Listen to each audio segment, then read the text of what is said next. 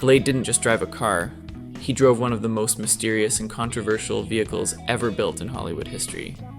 Behind that matte black 1968 Dodge Charger sits a story filled with secret modifications, destroyed stunt cars, studio battles, missing vehicles worth hundreds of thousands of dollars, and a mystery that still hasn't been solved decades later.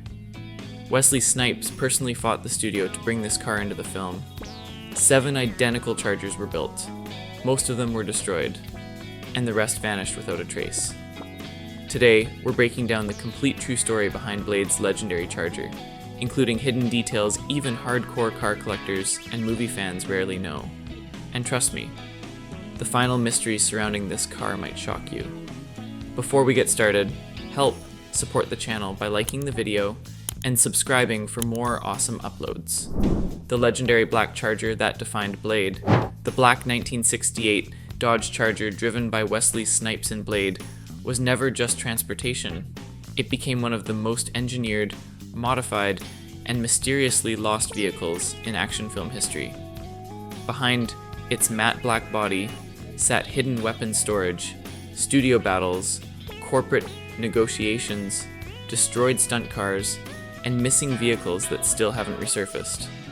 What began as New Line Cinema's attempt to create a signature action hero vehicle turned into one of the most expensive and controversial single-car productions ever executed in Hollywood.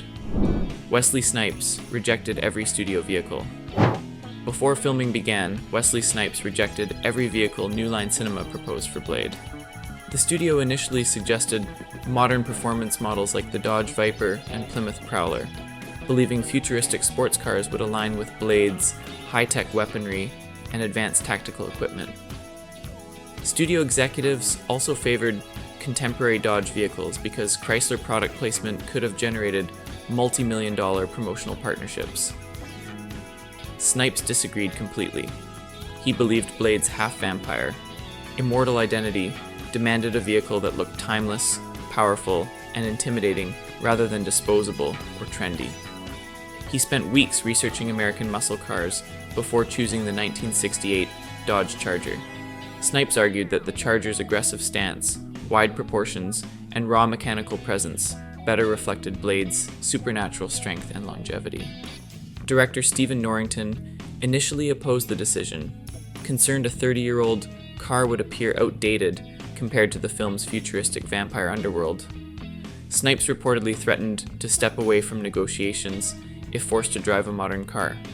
The studio eventually agreed after recognizing that the Charger visually communicated Blade's personality without additional dialogue.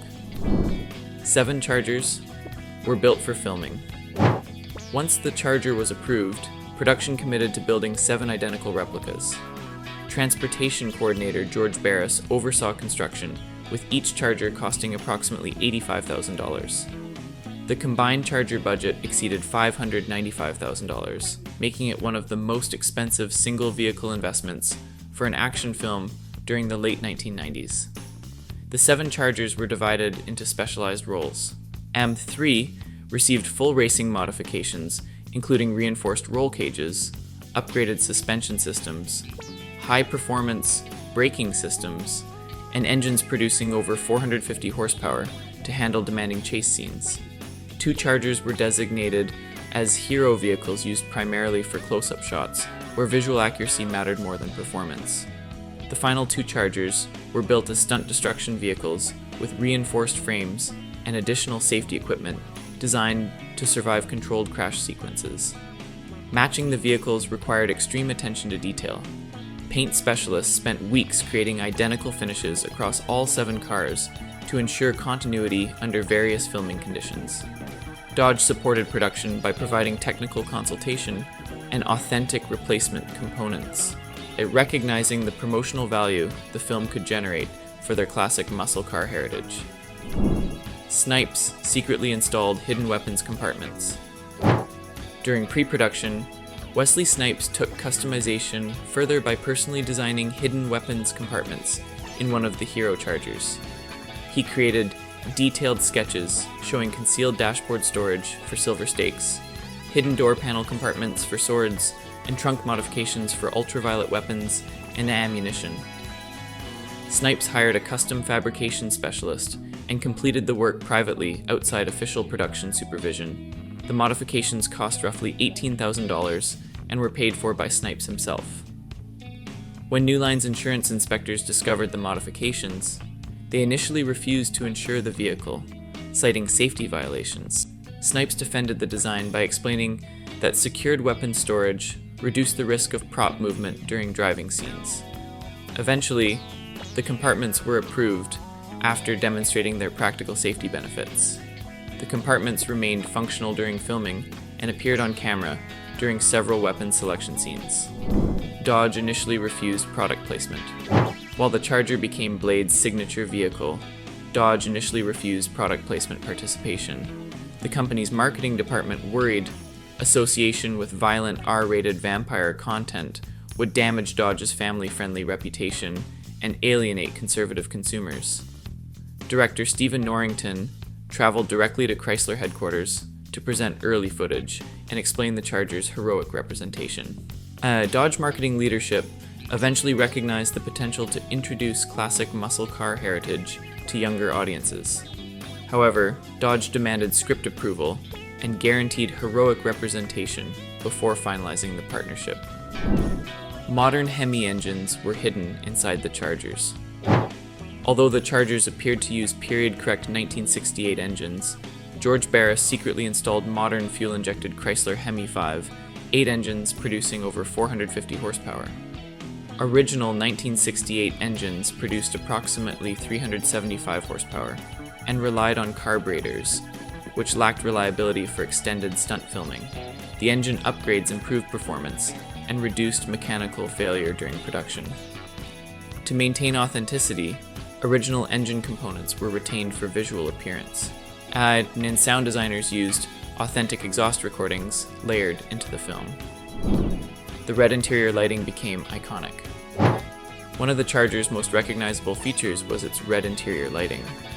The idea came from Wesley Snipes after researching vampire-themed nightclubs. The lighting symbolized blood and danger while maintaining interior visibility. Production designer Kirk M. Petruccelli collaborated with Snipes to develop adjustable LED lighting systems installed across all vehicles at a cost of roughly $12,000. The custom matte black paint required new technology. The Charger's matte black finish required a completely new paint formula developed by specialist Dean Jeffries. The development process took 6 weeks and cost approximately $18,000. Each vehicle required around $4,200 in paint application, and the formula ensured consistent appearance under various filming lighting conditions and became one of the car's defining visual signatures. Lowered suspension created safety risks. Production lowered the Charger's suspension by 2 inches to create a more aggressive visual stance. While visually effective, the modification compromised handling and reduced suspension travel. Stunt coordinator Jeff Ward warned about safety risks, but the visual design remained unchanged. The decision resulted in approximately $35,000 in additional suspension repairs during filming. Wesley Snipes performed most driving scenes. Snipes personally performed approximately 78% of the Charger driving sequences. Insurance restrictions limited him to speeds below 45 miles per hour, forcing creative filming techniques to simulate higher speeds. In total, Snipes drove the Charger for roughly 38 minutes of the film's 49 minutes of driving footage. Snipes installed a personal sound system. Snipes installed an $8,000 custom audio system in one Hero Charger. The system included high-end speakers, amplifiers, and subwoofers. He used dark ambient and industrial music playlists to maintain character immersion and frequently remained inside the Charger between filming takes. The tunnel chase became one of the most expensive action sequences. The Los Angeles 2nd Street tunnel chase required closing a major freeway tunnel for 8 consecutive nights. Production costs for permits, traffic rerouting, police overtime, and business compensation totaled approximately $450,000. The shoot produced 42 minutes of footage edited into a 4-minute sequence, and 3 Chargers were destroyed in one night. During the tunnel chase filming, 3 Charger replicas were destroyed, representing approximately $255,000 in vehicle losses. Insurance initially resisted covering multiple destroyed vehicles, but additional coverage was secured. Damaged vehicles were later sold for parts, recovering roughly $35,000. Illegal window tinting created legal problems. The Charger's windows blocked approximately 95% of light transmission, violating California legal limits. Production received multiple citations totaling around $12,000, which New Line paid as production expenses. 5 Chargers disappeared after production. 5 of the 7 Charger replicas disappeared from storage in 1998. Investigations revealed missing logs and unauthorized facility access. Insurance paid roughly $425,000 for the loss, but none of the vehicles have ever been recovered, despite rewards and global searches. The final Hero Charger also vanished. The remaining Hero Charger appeared at San Diego Comic-Con annually between 1999 and 2013. After being transported back to storage following the 2013 convention, it disappeared without explanation. Insurance paid approximately $350,000 for the loss. No verified information about its location has surfaced. Snipes preserved personal memorabilia. After filming, Snipes kept the Charger's steering wheel and a custom silver stake prop. He reportedly displays them in his home gym as reminders of the role that transformed his career. Snipes tried repeatedly to buy the Charger. Snipes made multiple purchase offers for the Hero Charger, eventually reaching $250,000. New Line refused each offer, Bonmin citing promotional and archival value, and retained ownership until its disappearance. Blade caused Charger values to skyrocket. Following the film's release, 1968, Dodge Charger values increased approximately 412% within 2 years.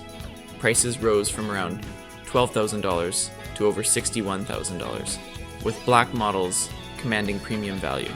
Restoration shops began offering Blade-inspired conversion packages, costing between $35,000 and $75,000. Tribute Chargers became high-value collector vehicles. In 2020, a screen-accurate Blade Charger Tribute sold for $135,000 at auction, after costing roughly $78,000 to build. Other Tribute builds have sold between $60,000 and $90,000, proving the cultural demand for replicas despite no surviving originals. The missing Charger became Snipes' greatest career loss. Wesley Snipes has publicly stated that losing the Hero Charger remains his greatest career disappointment. He has described the vehicle as representing his transformation into a leading action star. Snipes reportedly spent over $50,000 hiring private investigators searching for the Charger without success. The legacy of Blade's Charger. Blade's Charger became more than a film prop. It influenced collector markets, changed product placement standards, demonstrated the risks of practical stunt filmmaking, and remains part of one of Hollywood's largest unsolved vehicle disappearance mysteries. Even without surviving originals, the Charger continues to define Blade's cinematic identity and remains one of action film history's most influential vehicles. Blade's Charger wasn't just a movie prop. It became a cultural icon that changed collector markets, revived Mopar muscle car history, and left behind one of Hollywood's biggest unsolved automotive mysteries. From secret weapon compartments and destroyed stunt cars to the missing hero vehicle that collectors are still searching for today, this Charger proved that sometimes movie cars become bigger legends than the films themselves. If you enjoy deep dives into legendary movie vehicles, luxury icons, and automotive history that shaped Hollywood, make sure you subscribe and turn on notifications so you never miss our next documentary. Now tell me in the comments, which fact about Blade's Charger surprised you the most?